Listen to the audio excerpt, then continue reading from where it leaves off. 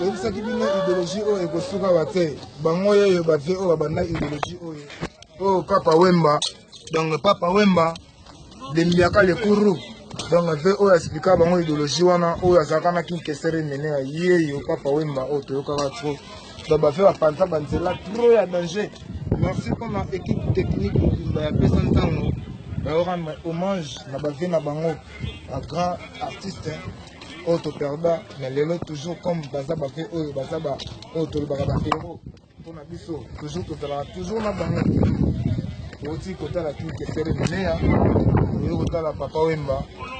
na boka c'est Ibrahim Nzambe na nyosa ma Charlotte pigeon verte na Joseph vraiment Ivan Todaki ani sikitoko donc makamango yango yo kaka ndenge bolobaki tant que ça va soldat ça va guerrier combattant biso ne batinois ya solo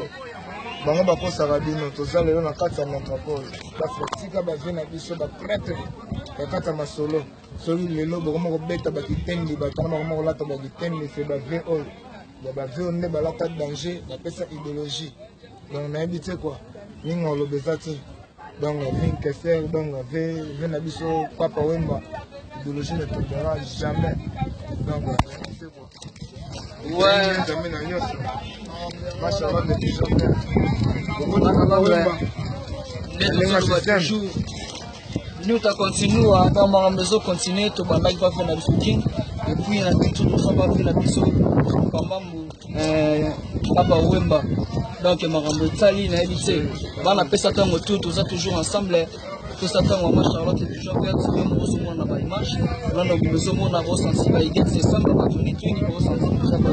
pas peu to bo ça na ba moté to yaki to ko accompagner bien membre na biso moko ya pesa tango mais tant que to za na quartier moko boye ba ve bazalia o atikila biso nzela na ndenga G na ndenga play na ndenga système et on montre des photos rendre bango visite rendre bango dernier ba hommage ici sur biga na ndenga zalaka bana pesa tango aussi na kwa na Londres donc maramose ka fu pesa tango yango tous ensemble donc le colonna bango nde yango zo sala biso soki boyoka ba biloko wana ba président to betaka idéologie wana euta ne ba ve oyo makambo yango wana donc bana Londres tu eli biongo baki biongo donc tous allons ensemble.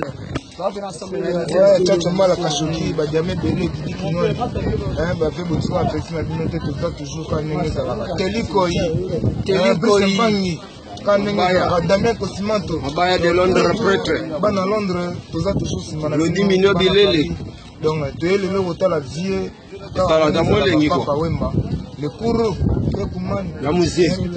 ve musée ouais parce que le mot tout mais on et ça tant plaisir là-bas dans Londres mais c'est ma pierre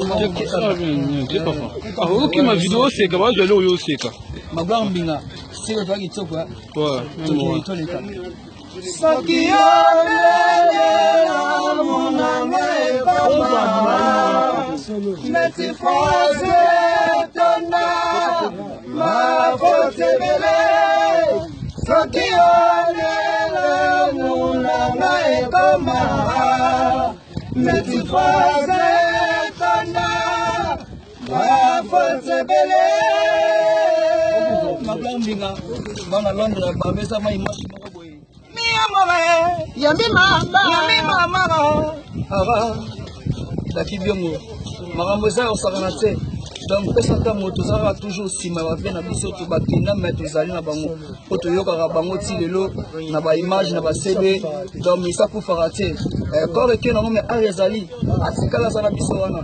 donc yoyebi kaka makambo yango wana makambo etali abima ba de Londres boyemi ya Nzambe na nyonso motema mama Charlotte abi oyo toya basoldat na yo tobeti mwa tour esalaka mwa bien komona baperception na biso ya makambo